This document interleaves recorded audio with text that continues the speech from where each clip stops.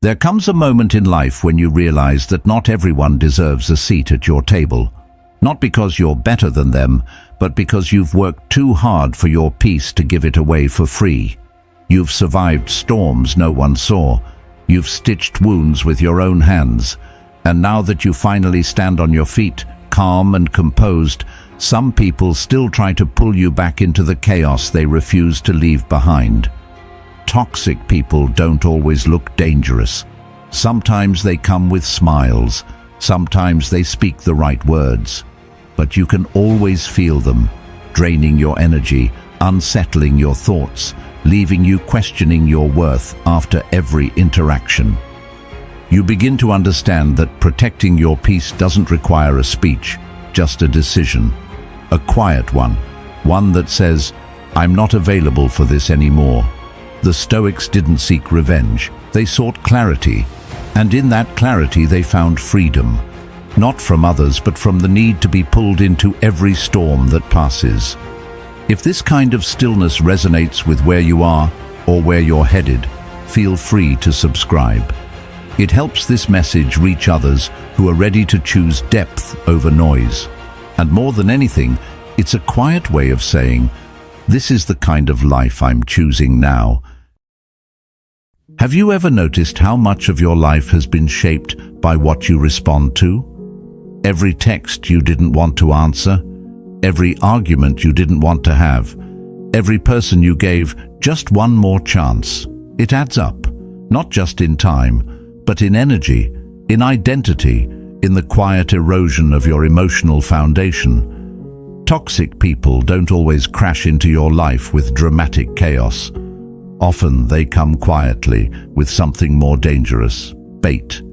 The kind that looks like concern, sounds like love, or feels like obligation. But it's bait all the same. The moment you react, with anger, with defense, with that one last long message explaining yourself, you've already given them what they came for. Your attention, your peace, your center, because that's what they're really after, not resolution, control. And here's the harsh truth. They'll keep playing the same game, using different words, as long as you keep stepping onto the field. The Stoics understood this long before we gave it names like emotional boundaries or detachment. Marcus Aurelius wrote, "You have power over your mind, not outside events. Realize this, and you will find strength." In other words, your response is your realm. That's where your power lives. It's not about being passive, it's about being precise, about understanding that every time you react to something unworthy of your energy, you're voting against your own peace. You're letting someone else decide how you feel, how you think, how much space they get inside your mind.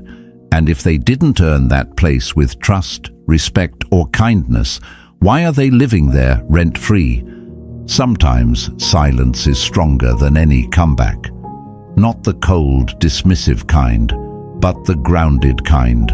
The kind that says, "This doesn't deserve my energy." And that decision, to say nothing, to walk away, to not attend every argument you're invited to, is not weakness, it's maturity. Carl Jung once said, "Everything that irritates us about others can lead us to an understanding of ourselves." And while that's true, it doesn't mean we have to sit in the irritation. We can learn and still leave. We can reflect and still walk away. But leaving doesn't always mean slamming the door. Sometimes it's quieter than that. A shift in presence, a subtle retreat. The moment you stop explaining your worth, you begin to live from it. That's where the transformation starts. You begin to respond less and reflect more. You begin to feel less responsible for fixing other people's discomfort and more committed to preserving your own stillness. People who thrive on reaction can't stand stillness. It unnerves them. They rely on emotional confusion to maintain control. But the moment you stop giving them your fire, they have nothing to burn. You stop feeding the dysfunction, and they feel that absence like a door gently but firmly closing. There's a freedom in no longer needing to be understood by the wrong people. A quiet strength in no longer performing emotional labor for those who never reciprocated it. Socrates believed that the unexamined life is not worth living, but he also taught through silence, through listening more than speaking, through knowing when words build and when they destroy. When you begin to practice this restraint, something changes in you. Your energy becomes more centered, your relationships more intentional. You start to notice which conversations drain you, which people spark unease instead of peace. And most of all, you start to notice how much of your suffering was rooted in trying to be heard by people who weren't listening and never planned to. This is where philosophy meets practice, not in books or debates, but in daily choices. In that one moment when you decide, I don't need to respond to this, and you don't. You go for a walk instead. You focus on your craft. You speak with someone who lifts you up rather than tears you down. You choose clarity over conflict. That one moment seems small, but it builds into something profound. Like Plato said, the first and best victory is to conquer self. And what better victory than the one where you win back your mind? The more you practice, the easier it becomes. You begin to master the pause, to delay the reaction, and eventually you no longer crave the last word because you found something better, inner calm. And from that place, even when someone tries to shake you, you don't move. Not because you're frozen, but because you've learned to stay rooted. Boundaries begin to set themselves, not as walls of bitterness, but as lines of clarity. You don't have to explain them. You just live them. And the people who truly care about you, they'll feel the shift, not as rejection, but as refinement. In the end, it's not about pushing people away. It's about choosing who gets to stay close. Who gets your softness, your time, your attention. That's your currency. And when you spend it wisely, your life begins to reflect the same discipline. You don't have to respond to every invitation into chaos. You don't have to correct every misjudgment. And you definitely don't have to light yourself on fire to keep someone else warm. Hold your silence. Guard your peace. Withdraw with grace. Let the storm pass while you remain still. Because the real power, it was never in your reaction. It was in your ability to walk away and still remain whole. You don't have to play every game you're invited to. Not every jab, accusation, or subtle insult deserves your presence. But we're conditioned to believe otherwise.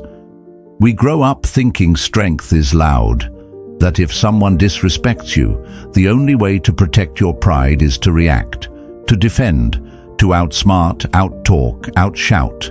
And for a while, maybe that feels like power. Maybe it gives you that short rush, that sense of being in control. But it's a trap. Because when your peace depends on winning arguments, you're still handing control to someone else. They set the rules. You just play. And the more you play, the more exhausted you become. Eventually, you start losing track of what you're even fighting for. What if true strength is the refusal to be moved? Imagine someone trying to push your buttons again and again, expecting you to explode like you always have. But this time, you don't. You notice the attempt. You feel the tension rise inside you, but you pause, you breathe, you don't flinch, you don't bite. And that moment of stillness, that choice to remain calm, becomes more powerful than any comeback you could ever throw. Without your reaction, their power dissolves. You pull the curtain back on the game and show it for what it is. Dysfunction, insecurity, control disguised as care. And suddenly, even they can see it. Not because you pointed it out, but because your absence of reaction becomes the mirror they can't avoid. Seneca said, "The greatest remedy for anger is delay." And while that delay is a powerful tool, the Stoics went further. They didn't just believe in holding back. They believed in letting go, in rising so far above the drama that the chaos couldn't even reach them anymore. That's not avoidance, that's detachment.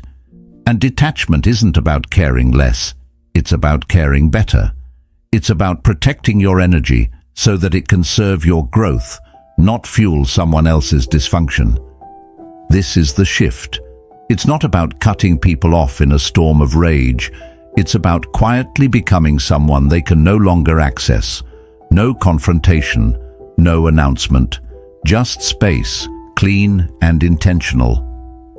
Carl Jung once said, "What you resist not only persists, but will grow in size."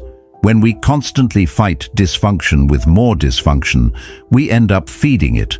But when we starve it, when we respond with stillness, it shrinks, it loses its hold. That's what makes detachment so hard and so powerful. It's not dramatic, it's disciplined. The people who once depended on your reaction won't know what to do when you stop giving it. They'll push harder at first, get louder, more dramatic, but that's just noise, a desperate attempt to regain control. The truth is, they don't miss you. They miss your reaction. They miss the emotional energy you used to pour into the fight. And when they realize it's gone, truly gone, that's when you reclaim your power. Plato once wrote, "The measure of a man is what he does with power, not just the power he's given, but the power he holds over his emotions, his boundaries, his peace." And that kind of power, it doesn't shout, it doesn't plead, it stands still, it watches. And it knows that not all storms are worth walking into, especially when the goal is to stay dry. You're not required to justify your peace. You don't owe anyone access just because they demand it. And the moment you realize that, your entire posture shifts. You stop explaining your silence. You stop apologizing for choosing calm over chaos. You become someone who doesn't flinch when poked, doesn't break when tested, and doesn't entertain battles that only leave scars. This doesn't mean you become passive. Quite the opposite. It means you act with intention. You choose where your energy goes. You decide which fires are worth walking into, and most of them aren't. Aristotle taught that virtue lies in balance, not in excess, not in deficiency, but in moderation. And that includes emotional energy. Too much reaction, and you become a puppet. Too little engagement, and you disappear. But just enough presence, just enough space and stillness, and you become something far more powerful than reactive. You become composed. Socrates believed that the only true wisdom is in knowing you know nothing. And in conflict, this rings especially true. You don't need to prove your intelligence. You don't need to win every point. Sometimes wisdom is stepping back and letting others unravel their own argument while you protect your mind from the wreckage. This way of being isn't easy. It takes practice. But every time you choose silence over sarcasm, breath over blame, patience over provocation, you reinforce that you are no longer available for emotional games, not out of cruelty, but out of clarity. Eventually, people stop inviting you to those games. They sense the change, and even if they don't like it, they respect it. Because nothing is more unsettling to someone who thrives on drama than a person who refuses to react.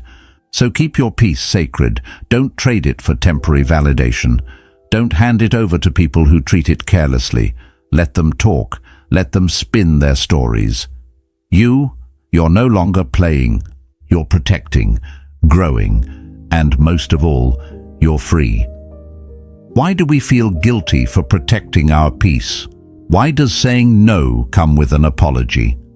Somewhere along the way, we were taught that setting a boundary makes us difficult. That distance is a punishment. That silence is cruelty. So we over-explain. We soften our tone. We wrap our truth in layers of disclaimers just to make it more acceptable to people who never asked how we felt in the first place. But the Stoic doesn't argue with misunderstanding.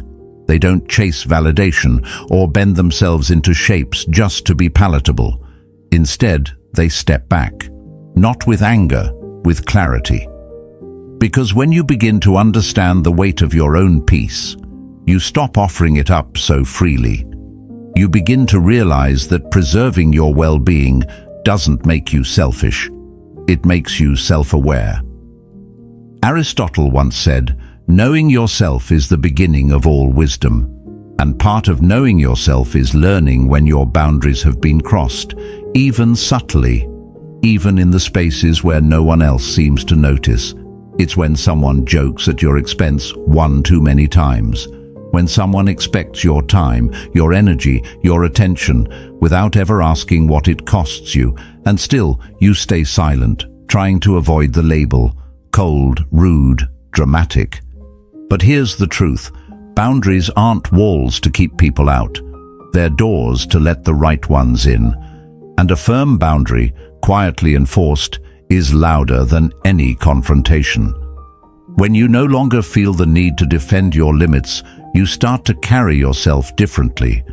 You don't announce your absence, you just stop showing up where your presence was never honored. Carl Jung believed that the privilege of a lifetime is to become who you truly are. And who you truly are can't be found in the constant explaining, apologizing, or shrinking. It's found in the quiet decisions you make. To say less, to walk away sooner, to value peace over performance. There's strength in that silence, not the kind that avoids conflict out of fear, but the kind that chooses not to waste energy on battles that lead nowhere. And this is what unsettles toxic people the most. They don't get the reaction, they don't get closure, they don't get the emotional feedback loop they've come to expect, because you've stopped playing a role in their story. You turned inward, you fortified your mind, you stopped waiting for someone to understand your worth and started living like it was already understood. That kind of shift is subtle but powerful. People begin to notice, even if they can't quite name what's different. Maybe you don't text back immediately. Maybe you don't respond at all. Maybe you stop offering explanations for your silence. And what they don't realize is, your silence isn't an absence of care. It's the presence of self-respect. Plato once wrote, "The first and best victory is to conquer self." And that victory often looks like choosing stillness over reaction, distance over drama. It looks like saying, "This conversation no longer serves me," and not saying it out loud, just living it. It looks like detaching not because you're bitter, but because you're no longer available for confusion masquerading as connection. This isn't about walking away from everyone or building a fortress around your heart. It's about being more selective, about realizing that your time, energy, and emotional presence are not unlimited resources to be handed out to whoever asks loudest. Socrates believed that an unexamined life is not worth living. And part of that examination is looking at who drains you, who energizes you, and why you keep tolerating what leaves you feeling less than whole. Eventually, something changes. The guilt fades, the clarity stays, and you stop feeling like you need a backstory for every decision. You start trusting your silence. You start trusting the way your body tenses around certain people, the way you feel lighter when you're no longer engaging with someone who always seemed to bring a storm. That's the shift. You're no longer trying to be understood by those committed to misunderstanding you. You're not seeking closure from people who aren't capable of giving it. You're not asking people to treat you better. You're just removing yourself from the space where they don't. And that decision, to protect your peace without asking permission, is one of the most radical, life-changing things you can do, because it signals something deeper, that you are no longer willing to betray yourself for the comfort of others, that you've finally decided your own inner stillness matters more than being liked, agreed with, or even remembered. So if someone's wondering why you've pulled back, why you're quieter, why you're no longer so quick to reply. Let them wonder. You don't owe them a speech. Let your calm be your boundary. Let your absence explain what your words never could. Because when you start living like your peace is sacred, the right people will feel it, and the wrong ones will fall away. Sometimes the most powerful thing you'll ever do is leave quietly. No big speech, no final blow-up, no need for a dramatic goodbye, just absence. That kind of exit doesn't make noise, but it echoes. Because presence can be manipulated, it can be argued with, gaslit, twisted. But absence? That's different. Absence is undeniable. It's a mirror, and it forces people to face something they often avoid, the space you once filled. People who depended on your reaction, who fed off your apologies, your explanations, your constant effort to keep the peace, they'll feel it when you're no longer there. Not when you raise your voice, not when you send that long message explaining how much they hurt you, but when you go quiet, when the energy they used to pull from you suddenly dries up. That's when your worth becomes visible, even to the ones who never truly saw it. It's not coldness, it's clarity. Marcus Aurelius said, "The best revenge is to be unlike him who performed the injury." And that still holds true. Because walking away with grace instead of trying to match someone's chaos isn't weakness, it's evolution. It means you're no longer trying to win a battle that only leaves both sides bleeding. You're not mirroring the dysfunction. You're not proving anything. You're simply removing yourself from the game. That doesn't mean it doesn't hurt. It does. Leaving quietly can feel like swallowing your pride, like letting go without closure. But what you gain in return is something much more valuable: self-respect, stillness, space to heal in peace, without someone pulling you back into old roles you've outgrown. Carl Jung once said, "You are what you do, not what you say you'll do." And when you leave with composure instead of chaos, your action speaks volumes. It says, "I no longer live at the mercy of your approval." It says, "This version of me, the one that explained, that stayed too long, that tolerated the disrespect, no longer exists." What many don't realize is that people often treat you based on how you treat yourself. When you stay in places that drain you, when you explain your worth like it's a debate, you silently teach others that your peace is negotiable. But when you leave quietly, when you walk away without a trail of drama, you reclaim control, not over them, but over yourself. Plato once wrote, "The measure of a man is what he does with power." And the kind of power we're talking about here isn't dominance, it's restraint. It's the power to know you could destroy someone with your words, your anger, your truth, and still choose silence. Because silence, when it comes from a place of strength, isn't empty, it's intentional. There's something sacred about distance. It shows you who truly valued your presence and who only valued your compliance. The people who cared only when you were convenient will reveal themselves when you're no longer accessible. And that truth, it's not always easy to swallow, but it's clean, it's honest, and it frees you from carrying dead weight wrapped in nostalgia. You begin to see that not every relationship needs a formal ending. Some simply dissolve the moment you stop feeding them. That's not abandonment, that's alignment. The moment you choose peace over chaos, stillness over performance, you step into a version of yourself that no longer needs to prove they deserve peace. They just live in it. Socrates believed that the secret of change is to focus all of your energy not on fighting the old, but on building the new. And that's what leaving quietly does.